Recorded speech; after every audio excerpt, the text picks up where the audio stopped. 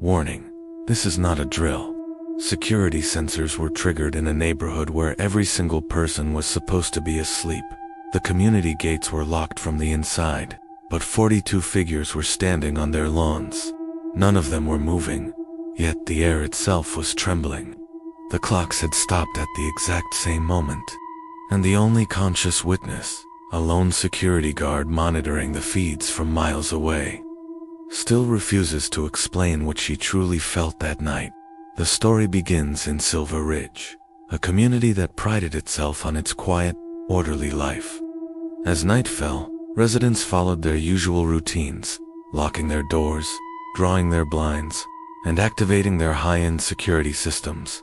It was a symphony of safety, a digital fortress where nothing could go wrong, but something did. At exactly 3:55 a.m., the regional power grid recorded a strange, rhythmic draw of energy, unlike any surge or outage they had ever seen. It was a pulse, steady and deliberate. Seconds later, a different set of monitors, those tracking pet microchips and smart collars, showed an even stranger phenomenon. Every single dog, cat, and bird in the entire district woke up simultaneously. They didn't bark, they didn't meow, they didn't make a sound, they just stared straight up at the ceiling, as if watching something descend that human eyes couldn't see. The collective silence of the animals was broken by a pressure, a feeling in the air that wasn't sound, but something deeper. It wasn't human, and it was getting stronger. The stage was set for an event that would shatter the peace of Silver Ridge forever. The residents were tucked in their beds, oblivious to the fact that their perfect, secure world was about to be turned inside out by a force they couldn't comprehend. The digital guardians they trusted were about to become silent witnesses to the impossible. The prelude was over. The main event was about to begin. At precisely 4 a.m., the local emergency dispatch center lit up like a Christmas tree. But these weren't typical calls for help. They were silent calls. Dozens of them, all at once, from the same gated community. Operators picked up to hear nothing but dead air and a low rhythmic thrumming sound in the background of every single line. It was a hum that you felt in your bones more than you heard with your ears. At that very moment, security cameras across 12 different properties in Silver Ridge activated, triggered by motion where there should have been none. Later, when the footage was reviewed, it showed something that defied all logic. Simultaneously, as if orchestrated by an unseen conductor, 42 front doors across the neighborhood unlatched and swung open. From these dark doorways, the residents emerged. They walked with a slow, deliberate pace, their eyes open but vacant, locked in a trance-like state. There were no lights on in their homes. No words were spoken. They moved through the manicured darkness, gathering on their respective lawns, spacing themselves apart with an unnatural, perfect precision. And then, the vibration began. It started in their chests, a low-frequency resonance that grew in intensity until the ground beneath their feet began to shake. The silent calls to the emergency center continued, the thrumming now a dominant, unnerving presence on every open line. Something was happening in Silver Ridge, and it was escalating far beyond any normal emergency protocol. First responders arrived at the main gate at 4:08 a.m. It was locked, the keypad unresponsive. There was no way in. One officer, driven by a growing sense of dread, decided to scale the wrought iron fence. The moment he dropped down on the other side, he was hit by a thick metallic taste in the air, a sensation so overpowering it made his fillings ache. He saw them then. The residents, 42 men, women, and even some older teenagers, standing perfectly still on their lawns, bathed in the cold, blue light of the street lamps. Their mouths were closed, but their chests were trembling so violently that the ground itself was visibly shaking. The officer drew his flashlight, its beam cutting through the eerie stillness. He shouted for them to wake up, to respond, to give any sign that they could hear him. They didn't react. It was like shouting at statues.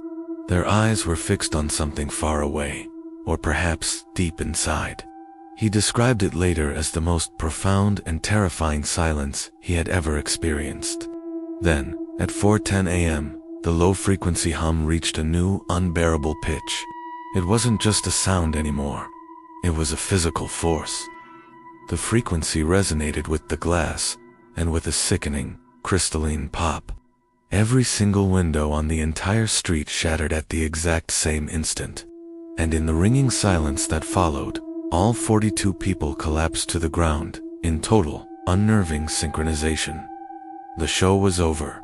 The official incident reports were buried almost immediately, stamped with a classified status accessible only to a select few. The cause of the mass collapse? A single sterile phrase, extreme acoustic resonance. But that explained nothing. There were no marks on the bodies, no signs of a struggle. They were simply turned off. Medically, they were in a state of shock, but otherwise unharmed. Psychologically, they remembered nothing. An entire street, 42 people, had a blank spot in their memory from the moment they went to bed to the moment they woke up in an ambulance. Online theorists and paranormal investigators had a field day. Was it a secret government test of a new sonic weapon?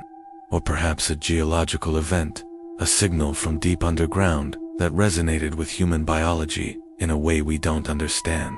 But one detail, buried deep in the supplementary reports, defies all of these explanations. The interior motion sensors in the houses, the ones that were silent when the residents walked out, began triggering in a clear sequence, asterisk after asterisk. The people had collapsed on their lawns. The sensors mapped a path that started on the lawns, moved through the now open front doors, and then went deep into the empty houses, as if something walked from the lawns, back inside. As if it had simply been borrowing the residents, and was now returning them, before retreating into the shadows of their homes. And turn on your notifications, so you never miss a new descent into the unknown. The initial event was classified as a localized seismic anomaly, a deep, resonant hum that shook the foundations of the affluent Silver Ridge community for exactly 90 seconds. But the sound that followed, recorded by the sensitive equipment left behind, was different. It wasn't a hum. It was a whisper. A low, guttural pulse that mimicked the cadence of human speech but was pitched far below our range of hearing.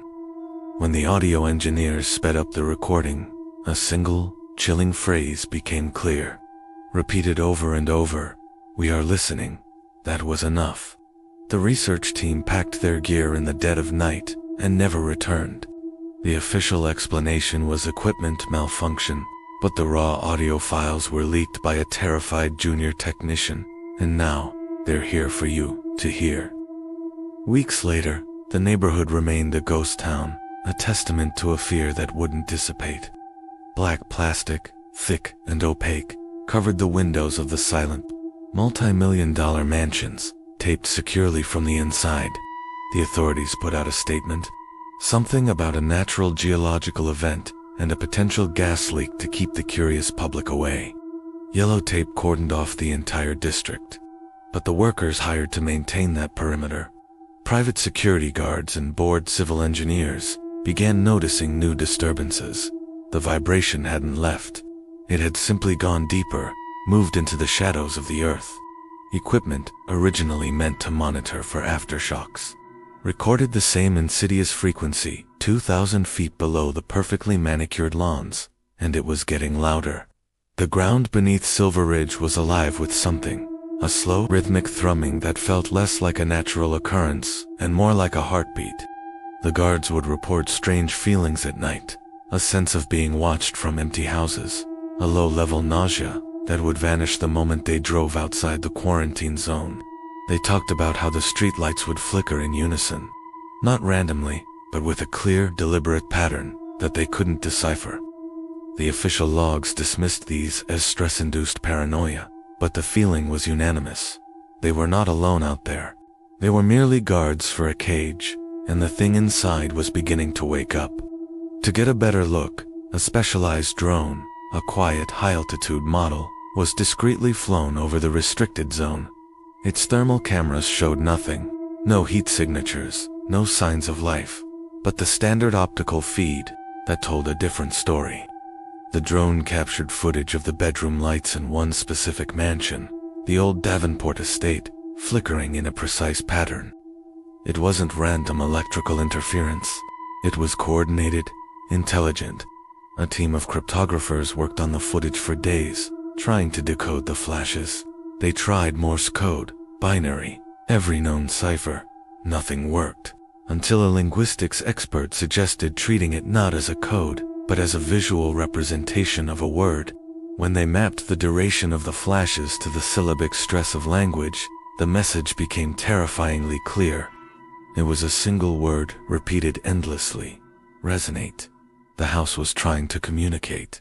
Or rather, something inside the house was. With this new, bizarre piece of evidence, old stories began to surface. Local legends that had been dismissed as folklore for generations. Ancient tales from the indigenous tribes that once lived on this land spoke of the Singing Hill, a place where the earth itself would hum a song that would lure travelers deep into the woods, never to be seen again. These stories had been actively suppressed by developers in the 20th century, eager to build a pristine community and keep the area's property values safe. Now, it seemed the hill was singing again, and the new residents had finally heard its call. The legends described the song not as a sound, but as a feeling, a vibration that would change you from the inside out, making you one with the hill. The most disturbing claim, the one that was scrubbed from every official report, came from the only known survivor, a 9-year-old girl named Lily, who was born deaf. She couldn't hear the hum, the frequency that drove her family and neighbors out into the night. When rescuers found her hiding in a pantry 3 days later, she was calm, almost serene. She communicated with her horrified grandparents through sign language, and her story painted a picture far worse than any earthquake or gas leak. She told them that the tall man was here. She signed that he didn't come from the sky, or from a ship. He came from the walls. He was a shadow that moved, stretched, and twisted in the plaster and drywall. He wasn't solid, she explained. He was made of lines and wrong angles. Lily saw her parents change in the final hours. She watched as they stood perfectly still in the living room, their eyes wide and unfocused, their heads tilted as if listening to a distant song. She said they weren't her parents anymore. Their bodies were still there, but the people inside were gone. Before they walked calmly out the front door and into the darkness with everyone else, her mother turned, smiled a smile that didn't reach her eyes, and signed a single, unfamiliar gesture to her. The girl didn't know what it meant. She said they had become vessels, empty jars waiting to be filled. They weren't taken. They were hollowed out, and something else was invited in. The girl was placed in protective custody, and her testimony was buried under layers of bureaucracy, labeled the fantasy of a traumatized child. So what really happened at Silver Ridge? Was it a new form of sonic weapon being tested on an unsuspecting populace? Was it an ancient, terrestrial entity, something that has been sleeping beneath our feet for millennia, finally awakened by our own noise? Or was it something even more terrifying, a glitch in the very fabric of our reality, a tear in the world itself, where things from outside can seep in? The official case was closed. The final report citing an unprecedented environmental accident. The families were declared missing, presumed dead. But the footage, the audio, and the little girl's signed testimony are still being analyzed in secret, in windowless rooms by people who know that the world is not as safe as we believe. They know the frequency is still out there. In fact, it's now being detected in new cities, popping up for brief moments on seismographs and audio sensors, always at the same time, 4 a.m., the hour of the wolf, and always in quiet, unsuspecting suburban neighborhoods. The hum is spreading. It's looking for a new home. It's looking for new vessels. So if you feel a strange vibration in your floor tonight, if the glasses in your kitchen cabinet begin to gently rattle for no reason, do not look for the source. Put in your headphones, turn up the music, and pray that it passes you by. Some sounds are better left unheard. Some doors are better left unopened.